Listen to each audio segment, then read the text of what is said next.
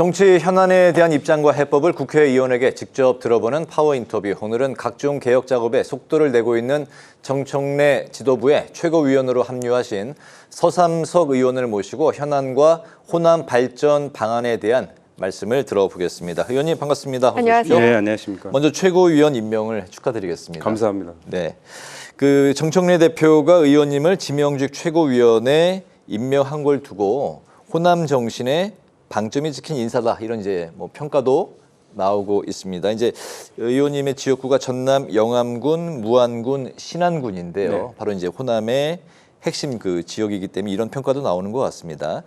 호남의 이제 3선 의원이시고 지명직 최고위원으로 의원님을 임명한 의미, 좀 어떤 역할을 해달라는 그런 의미로 받아들이십니까?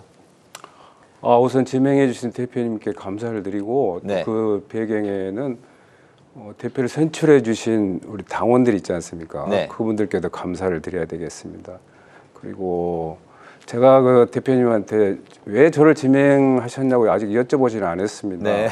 그래서 제가 그런 그 지명의 배경에 대해서는 소상히 말씀을 드릴 수는 없으되, 평소 이렇게 대통령께서는 특별한 희생에는 특별한 보상이 있어야 된다라는 그런 말씀을 하셨고, 네. 또 정청래 대표께서는 호남에 특별한 그런 그 보답을 좀 해주고 싶다라는 그런 말씀하셨는데, 대통령이 하신 말씀이나 대표님께서 하신 말씀에 대한 대호남민들에 대한 그 신뢰 형성 차원에서 그런 연장선상에 제가 지명됐지 않냐는 저희 그런 생각입니다. 네.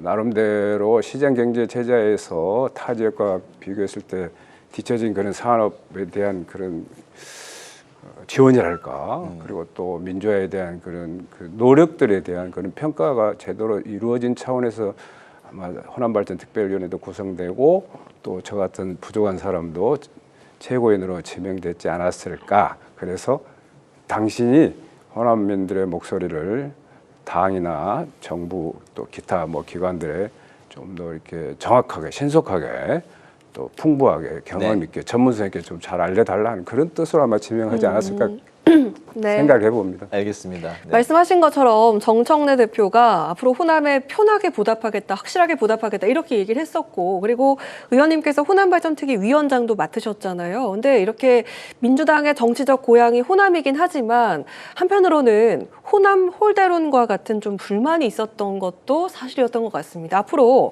좀 어떻게 구체적인 계획들을 좀 갖고 계실지 들어볼까요? 불만에서 비롯됐다고 보지는 않습니다. 또 그 불만을 해소하기 위해서 그런 결정을 하셨다고 저는 결코 생각지 않고요. 네. 오히려 이렇게 성장 잠재력에 있는 호남에 대한 그런 세심한 그런 배려 차원에서 저는 있었다라고 생각합니다. 그래서 저희 당 내에 당헌 당규상에 명확히 규정되어 있는 그런 상설기구로 호남발전특별위원회를 구성해 주셨습니다. 광주광역시, 전라남도, 전라북도의 현역 의원님들, 또 지방 정가에 계신 분들, 또 그 새 광역시도의 연구원에 계신 분들, 또 시민단체에 속하신 분들, 또 현장에서 전문성을 갖고 계신 분들을 두루 망라해서 1차적으로는 시도별 15명씩 인선을 해서 45명 체제로 출범할 계획을 갖고 있습니다. 21일 네. 11시에 출범할 그런 계획인데요.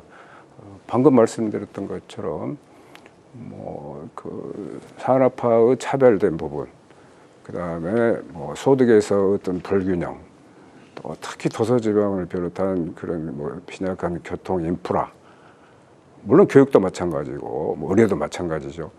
이런 것들을 아젠다해서 당대표께 11월 말까지, 늦어도 11월 말까지 그런 과제물을 만들어서 드리면 그걸 기초로 해서 대표께서 대통령님이나 정부한테 건의를 하실 수 있게끔 하는 그런 결과물을 만들어낼 그런 생각을 가지고 준비를 하고 있습니다. 그렇군요. 지도부 구성에서 이제 또 한 가지 눈에 띄는 게 평당원 중에서도 최고위원을 선출을 하겠다 이런 의지인데요. 공개 오디션 그리고 이제 당원 투표를 거쳐서 다음 달 5일에 최종적으로 이제 확정이 되는 걸로 알고 있습니다. 이제 평당원 100명 이상의 추천을 받은 사람들 중에서 이제 선출을 한다고 들었는데 평당원 최고위원 이 역시 좀 어떤 의미를 갖고 있고 현재 좀 진행이 어디까지 가 있습니까?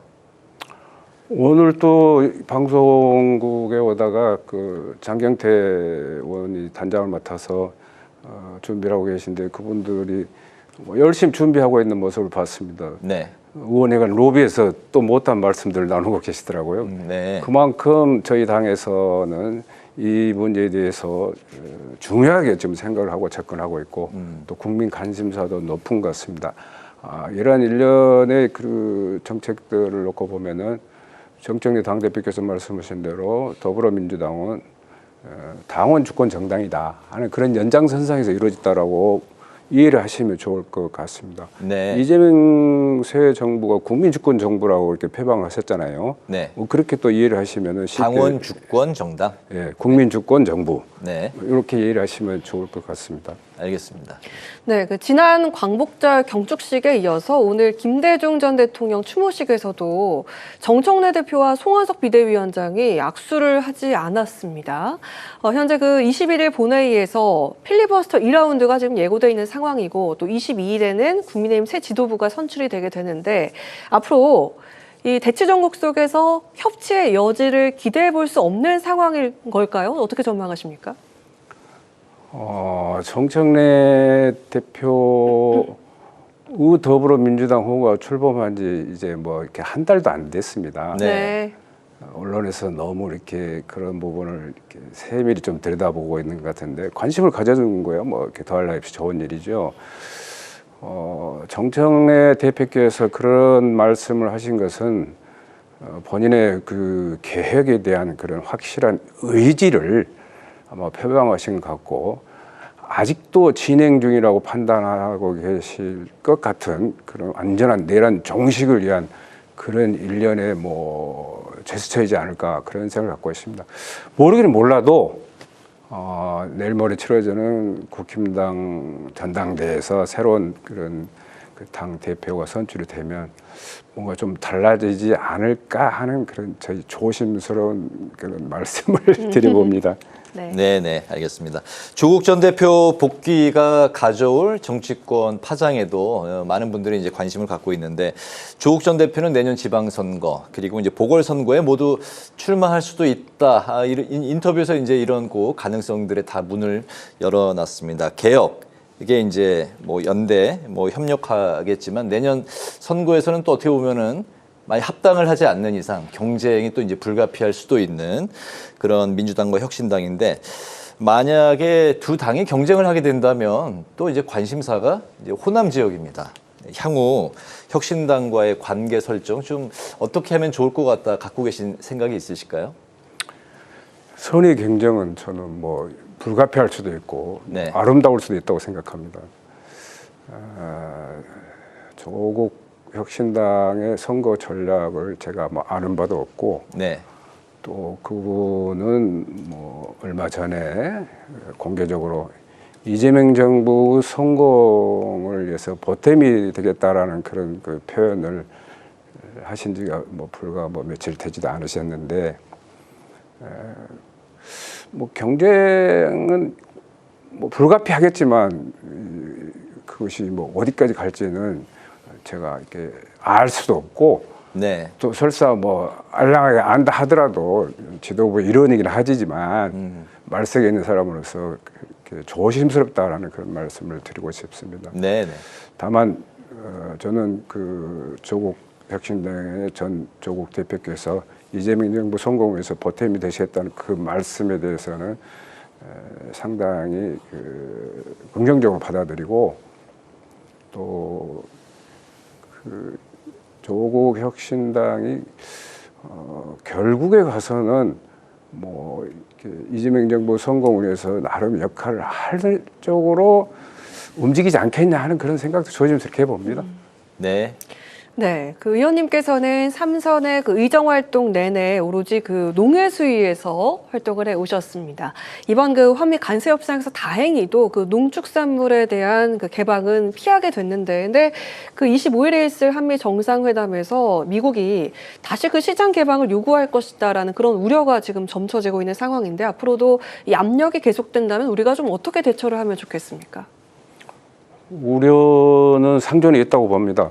우려를 말씀하기 전에 우선 1차적인 협상에서 우리 그 농민들에게 다소 그 안도감을 주신 그런 협상을 이끌어낸 우리 대통령님과 협상단께 농민의 한 사람으로서 또 농어촌을 지역구로 두고 있는 의원의 한 사람으로서 감사하다는 말씀을 드리고 네. 또 초후 협상에 있어서도 방금 말씀하신 대로 그런 그 문제점들이 지적이 되는 내용들이 부각이 될 수 있는데 아마 대통령님께서 선거운동 기간을 통해서 또 취임 1주년 기자회견을 통해서 그 뭐 표현하신 걸로 알고 있는데 농업을 직접 챙기시다는 그런 그 대통령님의 확고한 농업에 대한 그런 의지가 있기 때문에 저는 뭐 크게 염려를 하지는 않습니다만 일각에서 우려하고 있는 또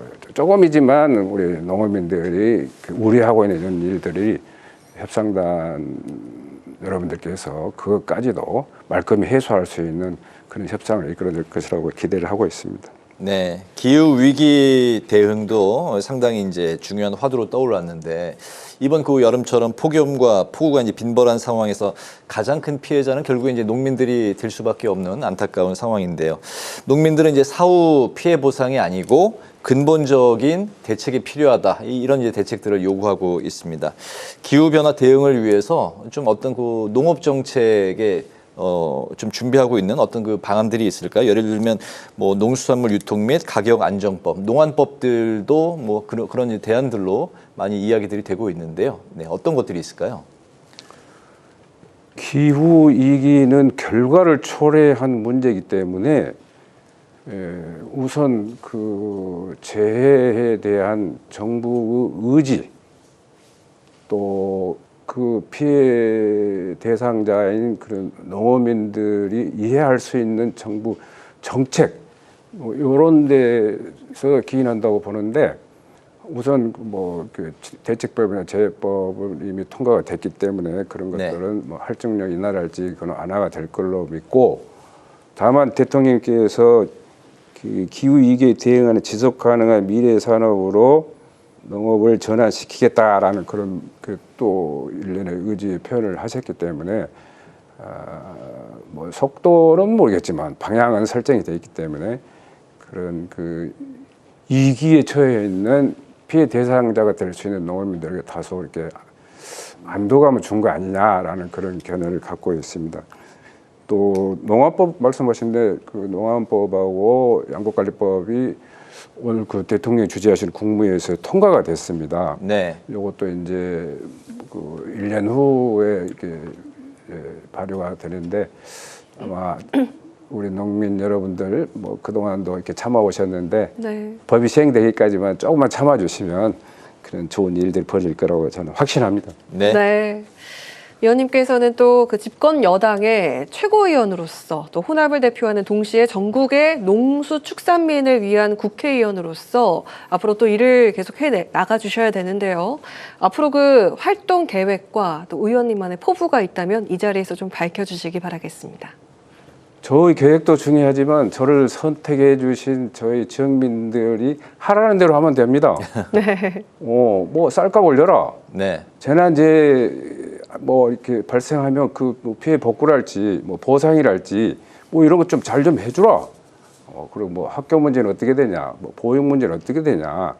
뭐 예를 들면 뭐 섬 지역으로 가는 교통 문제는 언제 완벽하게 해결되느냐 하는 것에 대해서 항상 그 귀를 기울이고 있고 또 그분들이 주신 그 과제가 저는 지상명령이라고 생각하고 저에게 주어진 그런 소임을 다할 수 있는 기간을 통해서 충실히 해내는 것이 제가 해야 할 일이지 않나 그런 생각을 갖고 있고, 특히 또 이번에 최고위원 제명, 호남발전특별위원회 위원장 임명 이런 것들에 대해서도 제명해 주신 대표께 누가 되지 않도록 호남민들의 목소리를 잘 가다듬어서 충실하게 속도감 있게 전달하도록 노력하겠습니다. 알겠습니다. 지역민들의 이야기를 경청하는 게 정치적인 소명으로 생각하신다는 서삼석 의원님과 오늘 파워 인터뷰 시간을 가졌습니다. 오늘은 더불어민주당 최고위원이신 서삼석 의원의 말씀을 들었습니다. 오늘 말씀 잘 들었습니다. 잘 들었습니다. 감사합니다.